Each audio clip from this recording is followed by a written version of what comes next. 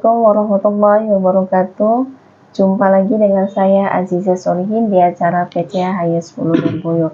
Di episode kali ini kita akan bahas bagaimana sih ketika santri itu lulus dari pesantren yang sudah susah payah belajar di pesantren, kemudian terjun langsung di masyarakat. Otomatis ada perbedaan antara pesantren dan dunia yang nyata, dunia masyarakat yang sesungguhnya. Itu bagaimana caranya dan seperti apa, langsung saja kita tanyakan ke narasumber kita, yaitu Bapak suami saya. Assalamualaikum Ayah. Waalaikumsalam warahmatullahi wabarakatuh. Ya, gimana? Ini ya, Ayah itu kan udah lumayan lama di Lirboyo, sekitar 9-10 tahun ya, 9 tahun lebih sekitar itu. Nah, karena udah lama di pesantren itu kan, kalau di pesantren dunianya seenggaknya nggak terlalu luas seperti di masyarakat yang sebenarnya. Begitu lulus dari pesantren, langkah apa yang Ayah ambil, mau kemana dan bagaimana, itu waktu itu gimana ya ceritanya? Ya, jadi begini teman-teman, ini mungkin bagian berbagi yang sangat penting gitu ya, terutama orang-orang atau teman-teman santri yang ya seperti kita gitu. Kalau teman-teman yang memang di rumah udah punya pesantren udah macam-macam itu udah jelas lah. Yang pasti begini, ini mengutip daunnya Mbah Yerofi. Mbah Yerofi itu ngendiko begini, kalian kalau lulus sementara masih belum ada bayangan apa-apa, jangan kemana-mana. Lulus udah di pondok aja dulu. Ngabdi dulu. 1, ngabdi dulu. 2, sambil berpikir. Ngademnya pikiran. Nah, jadi apa kalau kata Mbak ben pikirannya rareno-reno.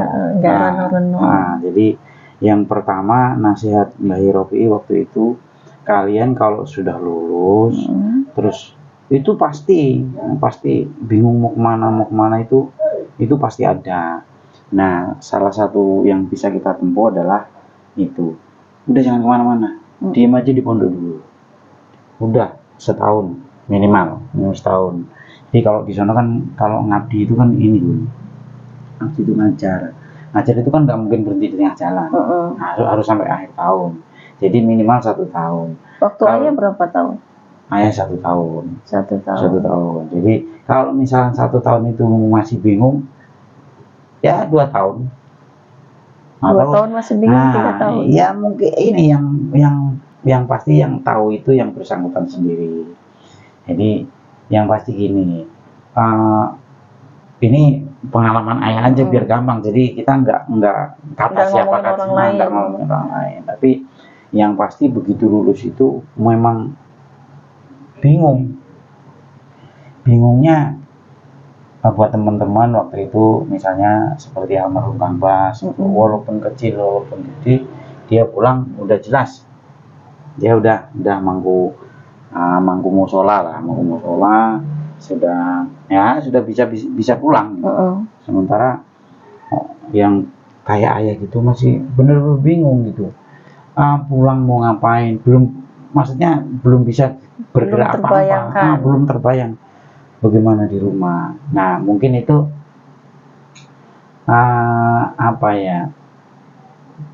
di samping berhenti di pondok tadi, ya cari aktivitas yang kira-kira sesuai dengan kita. Contohnya, atau misalnya waktu itu kan kebetulan kalau Ayah kebetulan di Lirboyo dapat kursus potong itu ya. Jadi itu salah satu yang bisa dipakai untuk senjata gitu. Jadi bukan nyari kerjaan ya, tapi itu dapat dari Lirboyonya atau Ayah cari di luar itu yang kursus potong rambutnya? Di Lirboyo. Jadi waktu itu memang diadain. Ada. Jadi ada istilahnya pelajaran pramuka. Ekskul. Ekskul pramuka itu macam-macam. Nah, salah satunya ya potong rambut itu yang kemudian kesini jadi profesi. Cuman itu tadi balik ke daunnya Mbah Karim lagi, dimanapun kita berada, sedang menjalani profesi apapun, Jangan lupa ngajarin ngaji. Walaupun itu cuma alif ba ta misalnya, pokoknya itu dipegang teguh. Jadi itu harus dipegang teguh. Jadi kalau kita bingung, ya udah cari, kalau di nyari kerjaan kayaknya kasar banget. Ya. Jadi ya cari kegiatan yang kira-kira kita bisa nyaman, bisa hidup di situ, dan jangan lupa ngajarin ngaji, walaupun cuma 1 atau 2 orang. Itu yang selesai ngabdi, pikiran pertama atau ide pertama mau kemana? Itu agak ekstrim. Itu agak ekstrim. Jadi apa ya? Karena mungkin pengen buru-buru sukses kira-kira gitu. Pengen buru-buru sukses. Kemana itu ya? Hampir nyari jalan pintas waktu itu. Nah, tapi mungkin karena begitu baiknya Allah itu sama ayah itu, jadi waktu itu setelah lulus berhenti di pondok 1 tahun, akhirnya nggak ketemu ide gitu, akhirnya pengen jadi TKI. Kan ekstrim, pengen jadi TKI Bun.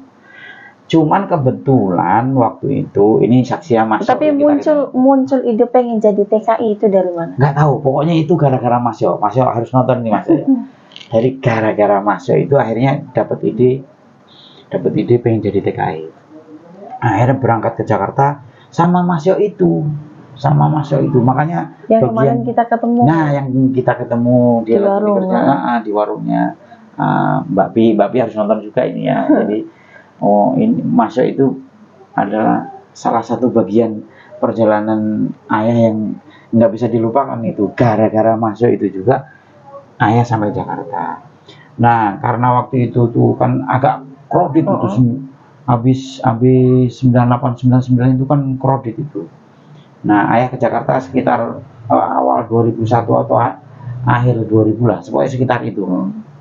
Itu suasana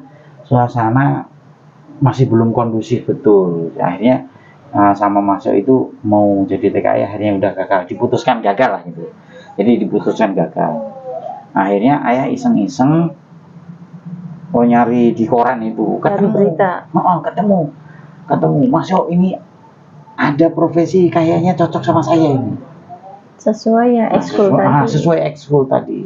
Ada dicari potong rambut bersedia tinggal di tempat. Nah, cocok kan santri itu biasanya itu. Karena yang dibutuhkan emang sekalian tempat tinggalnya. Nah, kata Mas Yo tuh, ini harus nonton Mas Yo ya. Jadi harus nonton. Itu nasihat Mas Yo itu begini. Wis to, saiki melu wong gak apa-apa. Nek di duit kumpulne buka dhewe. Nah, itu Mas Yo harus ingat itu ya. Modal awal ikut orang aja. Akhirnya bener itu 1 tahun ikut orang, tahun berikutnya dimodalin orang, terus tahun berikutnya alhamdulillah bisa buka sendiri, dan itu awal akhirnya ayah bisa daftar kuliah dari situ. Emang dari Boru langsung ke Jakarta, langsung ketemu tempat potongnya? Enggak langsung ketemu, itu jadi mondar mandir ya sama Mas Yo sama Mas Ep. Ya, Mas Ep juga harus nonton itu. Itu kenang-kenangan bertiga itu. Jadi ayah, Mas Yo sama Mas Ep itu. Mas Ep sama ini ya. Mas Yo sama ayah sama Mas Ep. Mas Ep nanti kapan-kapan kita main. Ke Mas Ep ya. Mudah-mudahan bisa ketemu. Nanti kalau ketemu, nah itu bertiga itu yang 2 ini mau jadi TKI ceritanya. Tapi nggak jadi semua. Salah satu jadi? Nggak jadi. Mas F juga pulang, ayah juga pulang, akhirnya di Jakarta, ayah di Jakarta lah. Nah, Mas Yo pulang, udah akhirnya singkat cerita ayah di Jakarta. Nah, gitu di Jakarta, waktu itu ya ayah nggak lupa, dawuhnya Mbak Karim itu nggak lupa. Waktu itu cuma ngajarin 2 orang apa yang ngaji sama ayah itu. Siapa itu? Mas Slamet masuk sama Mas Sugeng. Nah, itu mungkin santri pertama berarti.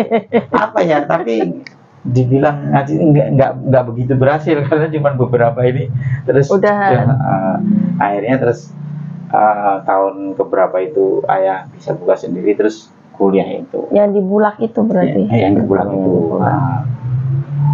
Nah, jadi mungkin apa ya, teman-teman yang baru lulus itu ayah yakin pasti ngalamin kayak ayah itu. Tapi di tahun itu kan masih ini ya, masih jarang kadang-kadang orang berpikir kerja terus kuliah. Nah, ayah bisa berpikir saya harus kuliah gitu. Awalnya apa itu? Nah, awalnya begini. Jadi ayah itu kan kalau malam suka tidurnya larut gitu. Tidurnya larut, bangunnya siang gitu. Wah, ini kalau begini terus habis waktu. Akhirnya ada teman siapa Dani. Dan harus nonton juga ya Dani. Ini gara-gara Dani ayah kuliah juga. Kata Dani, kita kuliah aja yuk. Jadi kita pertama kuliah itu nggak kuliah itu Bun, nggak kuliah di Ataya itu, tapi kuliah ekonomi syariah. Yang cerita jadi kuliah ekonomi syariah di RC itu sama Dani itu. Selama berapa semester? Satu semester doang, Nah habis itu terus loh, iya ternyata harus kuliah ini. Ditambah lagi ada beberapa kawan itu nyaranin, pokoknya harus kuliah. Akhirnya kuliah itu. Ada telepon, diangkat aja dulu. Mohon maaf teman-teman ya. Ada iklan. Apa Bun? Skip dulu Kak. Waalaikumsalam ya Leti, kenapa? Ya, Soalnya ada iklan, kepotong videonya. Ini ya, setelah dari Lirboyo terus ke Jakarta kerja segala macam sampai kuliah yang kata ayah 1 semester tadi, itu setelah keluar dari Lirboyo itu kan pasti jarang ketemu Pak Kiainya. Nah terus hubungan ayah sama Kiai sendiri itu selama ayah di Jakarta selama ini gimana? Nah itu, jadi mungkin ini saran buat teman-teman juga ya. Jadi walaupun kita sudah boyong, sudah pulang ke kampung, sudah kemana aja itu ya, jangan putus sama hubungan sama Kiai, pokoknya durian gitu. Silaturahmi, jadi kalau misalnya komunikasi ya. Misalnya teman-teman akrabnya sama siapa nih, kalau yang sekarang, generasi sekarang kan mungkin ada Cak Hu, ada Cak Kan, ada Mas Hakim, ada Mas Yubi, ada Cak Nanang, Abdul Qadir, Mbak Bing, ada Cak Nanang, ada macam-macam lah itu. Itu kalau bisa jangan sampai putus kontak gitu. Jadi alhamdulillah waktu itu ayah itu mau ngapain aja itu nyempetin telepon sama Gus Ropi. Konsultasi dulu. Kadang-kadang nggak perlu konsultasi Bun, pokoknya ngasih tahu gitu. Nah yang pertama waktu itu mau kuliah, udah ayah nelpon. Pendapatnya Gus Ropi mudah-mudahan nih pada kuliah nih. Oh ya alhamdulillah, kata Gus Ropi, ya alhamdulillah ya kuliah. Jubo dakwah. Kata Gus Ropi. Tadi waktu itu ayah bilang, Gus, gua lebih seneng tarbiyah. Oh ya apa-apa, tarbiyah ya apa? Tapi enggak maksain gitu. Enggak maksain. Pokoknya gini teman-teman ya. Jadi enggak harus pendapat Kiai kita ikuti, tapi yang penting kita mau ngapain apa itu ngomong, itu ada ngomongnya. Jadi kita permisi dulu. Nanti kalau misalnya Mbah Yai atau siapapun yang kalian kenal di pondok itu misalnya, jangan itu bahaya, dan itu kan pasti diingetin. Pasti diingetin. Contohnya ya tadi, jadi Gus kulo badi kuliah niki. Ini aja. Kulo niki, saya lebih senang tarbiyah ini. Oh ya, serapopo tarbiyah ya, Pi. Nah, itu artinya nanti kita akan dapat remnya itu. Kalau misalnya kita ngelangkah ke sana itu ada arahan minimal itu. Jadi teman-teman jangan putus kontak sama Kiai. Tapi ya, itu kan untuk santri dalam mungkin lebih mudah, lebih dekat dengan Kiai. Terus kalau misalnya untuk santri umum yang memang agak susah. Susah ketemu Kiainya gitu. Maksud ini gini Bun, kalau misalnya yang namanya di Lirboyo itu kan puluhan ribu orang ya, kalau misalnya harus dekat semua itu kayaknya iya, kalau ayah kan salah satu orang yang beruntung karena memang dekat sama Kiai. Iya itu. Tapi kan kebanyakan ribuan orang itu kan ketemu Kiai aja susah gitu. Iya, dicari caranya lah, minimal apes-apesnya itu kirimin Fatihah lah, Fatihah ya Allah ini kayak gitu ya, kayak misalnya kayak kemarin kan udah nggak ketemu Gus Robi udah nggak ada, Bang Karim apalagi dia segala macamnya. Nah itu kalau bisa ya kunjungi makamnya, pokoknya ya apapun bentuknya itu jangan putus gitu ya. Walaupun itu misalnya sekedar Fatihah lah, sekedar Fatihah itu sudah cukup untuk mewakili bahwa ini tidak putus kontak gitu. Artinya itu. Jadi jangan pernah putus kontak sama Pak Kiai, atau kalau sekarang ya generasi berikutnya itu siapapun yang teman-teman kenal, nah itu kalau bisa dijaga betul gitu, biar komunikasi itu tetap jalan, walaupun tanpa kita suruh beliau-beliau itu tetap doain kita, tapi tetap kita harus apa istilahnya jemput bola juga, kalau enggak nanti ya bagaimana. Tapi emang itu Bunda rasain sendiri, maksudnya curhat ke Kiai itu rasanya nyaman. Terus pengalaman Bunda yang kemarin itu yang pas mondokin Alvan, itu kan galau, yang bener-bener galau. Namanya mau ninggalin anak, posisinya juga nanti jauh, nggak bakalan bisa nengok setiap bulannya itu kan. Itu Bunda ungkapin semua waktu di makamnya Mbah Abdul Karim. Terus pulang juga kan ninggalin Alvan keadaan nangis Bunda kan. Tapi di situ luar biasa ya. Jadi pas kita jalan, itu di tengah jalan itolnya itu, kartu itolnya ketinggalan. Padahal nggak ketinggalan sih, cuma kita nyari-nyari nggak ketemu. Akhirnya kita putusin buat puter balik. Begitu puter balik, nyampe pondok lagi kan, lihat Alvan, lihat Mas Alvan itu udah mandi, udah rapi, udah nyaman gitu. Jadi kayak ditunjukin, nih anaknya udah siap nih, jadi nggak perlu nangis, nggak perlu ini itu luar biasa itu. Jadi nggak menjaga komunikasi dengan kiai duriahnya siapapun itu ya, itu harga mati lah istilahnya.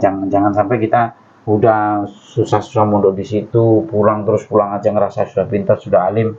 Nah itu salah besar. Apalagi sampai melupakan. Dan syukur-syukur misalnya kalau nyempetin, kalau kita kan jauh ya, barangkali yang dekat-dekat itu ya nyempetin ziarah, ngadu, pokoknya ngajak ngobrol lah gitu. Itu kalau pikiran itu kan persis yang dahulunya Ibu kan begitu. Pokoknya sumpuk-sumpuk bis ziarah ngadu sama yang sudah nggak ada itu rasanya malah lebih plong. Berkunjung, berziarah sama orang yang dekat sama Allah itu kan nanti rasanya beda, hatinya tenang. Tapi itu memang benar, luar biasa itu. Apalagi misalnya apa yang bisa dibagi? Mungkin itu dulu kali. Episode berikutnya mungkin ada yang lebih menarik lagi nanti. Mungkin itu saja teman-teman yang bisa kita bagi di episode kali ini. Mudah-mudahan bisa jadi sharing buat teman-teman, bisa jadi inspirasi buat teman-teman nanti buat yang belum lulus, terus mau lulus, terus harus bagaimana, mau kemana itu ya pokoknya bisa jadi salah satu inspirasi. Jadi ingetin lagi bahwa nanti kalau mau lulus itu kan senang luar biasa, mau lulus itu luar biasa. Tapi begitu setelah wisuda itu seperti orang kehabisan energi, dan itu pasti dialami semua teman-teman nanti. Nah, pokoknya kalau ngalami kayak gitu, jangan lupa daunnya kayak Haji Robi itu, kalau masih galau, masih bingung mau kemana, lulus jangan kemana-mana, di pondok aja dulu, ngabdi dulu sambil nyari ide macam-macam. Terus kan kalau di pondok nggak mungkin nganggur, pasti ngaji, masih ini dan seterusnya. Jadi setelah nanti ketemu di mana, ya udah itu mau kemana, mau kerja, mau apa, pokoknya yang sesuai hati. Tapi ngabdi itu untuk seluruh santri apa dalam doang? Ngabdi itu kan gini Bu, ngabdi itu biasanya ngabdi di pondok itu ngajar. Tapi kan berarti itu untuk santri yang memang ada potensinya. Kalau yang biasa-biasa aja, ya itu ngapain lah, pokoknya di pondok itu ngaji lah kan nggak kehabisan ngaji kalau di pondok itu. Bisa ngaji, bisa ke makam, bisa apa aja lah. Pokoknya daunnya Gus Robi itu, pokoknya kalau bingung lulus, udah jangan kemana-mana, diem aja di pondok dulu. Kalau masih seneng ngaji ya terusin ngaji. Kalau kebetulan dapat amanah suruh ngajar ya ngajar aja dulu. Udah itu, udah. Nanti akan ketemu idenya. nanti akan ketemu. Jadi kalau misalnya emang nggak punya potensi buat ngajar, ngaji aja, lanjutin lagi, balik lagi ngaji lagi. Balik ngaji ya, rajin-rajin ke makam, ngadu sama baik, pasti ketemu idenya. Itu nggak kurang ini lah anak. Jadi nggak bakal apa kehabisan ide, nggak kehabisan jalan. Yang pasti itu. Jadi jangan lupa begitu mau lulus seneng, tapi begitu lulus pasti ngalamin ini. Kecuali ya orang-orang tertentu yang memang sudah disiapkan di rumah tinggal datang, nah itu lain lagi, itu nggak usah dibahas kalau yang itu memang orang tuanya udah punya, iya, itu tinggal melanjutkan. Dengan melanjutkan nggak sedih ngomong. Nah mungkin itu yang bisa kita bagi hari ini. Mungkin itu saja yang bisa kita sampaikan di episode kali ini. Mudah-mudahan bermanfaat bagi teman-teman semua. Assalamualaikum warahmatullahi wabarakatuh. Waalaikumsalam warahmatullahi wabarakatuh.